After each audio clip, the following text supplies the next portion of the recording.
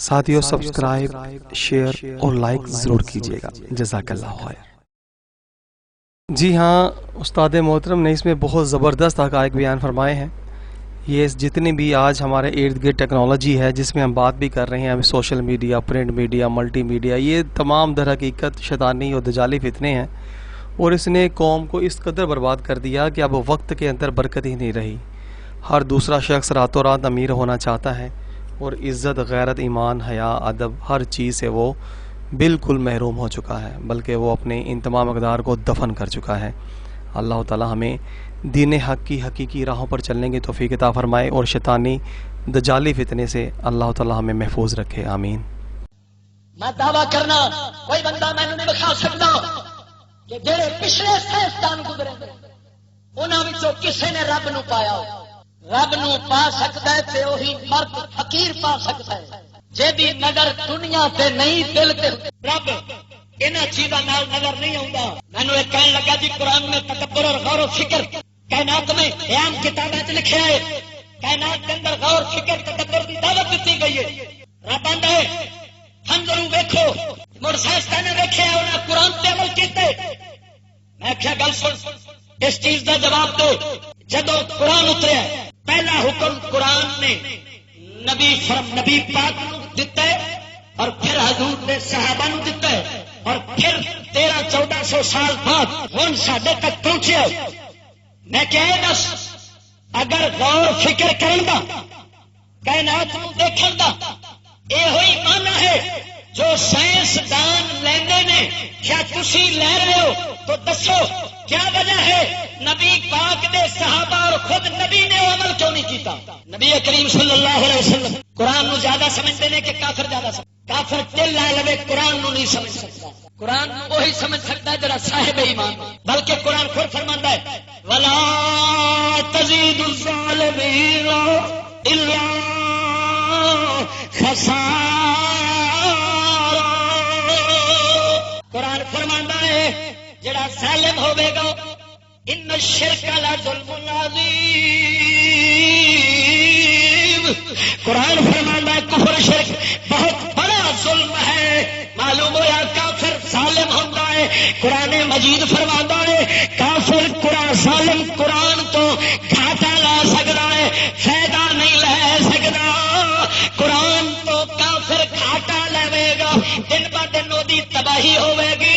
رب دے قرآن تو کافر فائدہ نہیں لے سکتا، فائدہ لینا ہے تے متقی پرہیزگار قرآن تو لینا ہے۔ کافر قرآن تو فیض بولو نا، فیض کیوں نہیں لے سکتا؟ کہ قرآن کا فیض انہوں ملتا ہے جدے سینے دا تعلق سینہ مصطفیٰ نال ہے، اور کافر دا تعلق شیطان نال ہے، نبی نال کوئی نہیں۔ اس واسطے کافر قرآن نو نہیں سمجھ سکتا۔ میں کیا بے وقوف ہوں؟ اللہ دا قرآن سب تو زیادہ نبی نے سمجھا ہے اور حضور دے صحابہ نے سمجھا ہے۔ میں کیا کی وجہ ہے؟ جی میں تو آنا ہے، جی میں تسی مانا کرتے ہو قرآن دی آیاتاں دا، یہ مانا حضور نے کیوں نہیں سمجھا؟ جیڑا تسی مانا کرتے ہو نبی پاک بھی حیران ہوتے ہوں گے، جبریل بھی حیران ہوتا ہوگا کہ بھائی مانو یہ تو ایسا بھی کدی نہیں سی لیا مانا، تے نہ کدی ایسا سوچ سکتے سا کہ انجنے بھی مانے میں نکل گے، اور تصا اتوں کر لیا ہے کی مانے تصا کدے نے؟ ہاں جی، میں کیا دس میرے پاک نبی صلی اللہ علیہ وسلم یہ گل سمجھیے کہ نہیں؟ کہنے لگا جی سمجھیے۔ میں کیا جی سمجھیے تو مڑے دس پاک نبی نے سائنسی مشینریاں کیوں نہیں بنائی؟ یہ پکھے تے جہاز کیوں نہیں بنائے؟ کیا حضور کو ضرورت کوئی نہیں سی؟ کیا آپ سرکار نو لوڑ کوئی نہیں سی؟ تینوں لوڑ ہے تیز رفتاری دی؟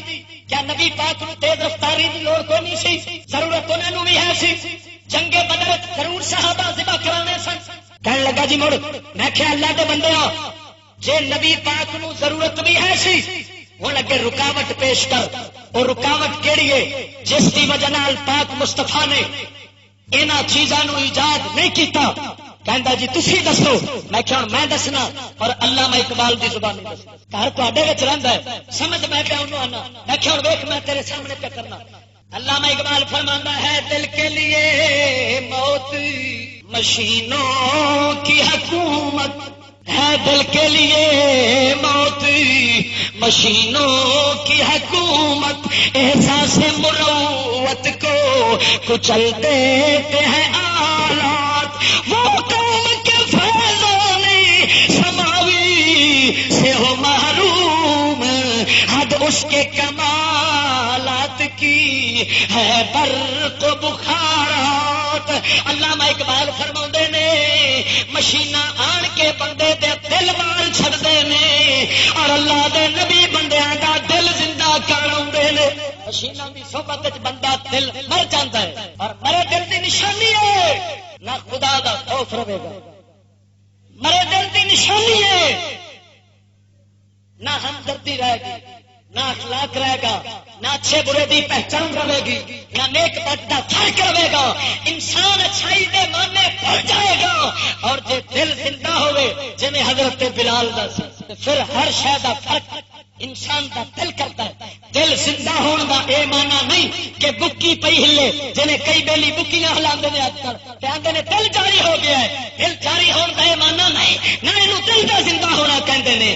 دل زندہ دا اے مطلب ہے کہ دل اس حال تے جویں آرام نال اندر سی رہے، مگر پہچان اپنے خالق دی ہو جائے۔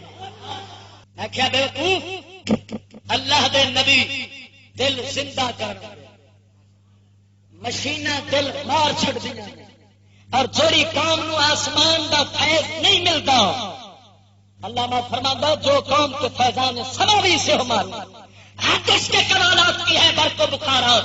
وہ بجلی نہ بجلی بنا لینی اور لوہا اگا دینا، علامہ فرماتے نے اس قوم دا کام ہے جیڑی اسمان دے فیض تو محروم رہندی ہے۔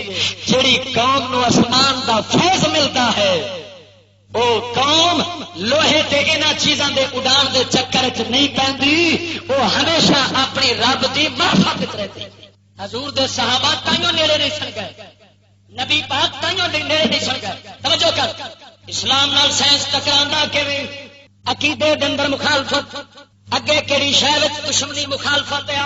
اسلام روحانی دین ہے، اسلام روح دا زندہ کردا ہے، روح دی صفائی کردا ہے، تزکیہ روح کردا ہے، باطن نو پاک کردا ہے۔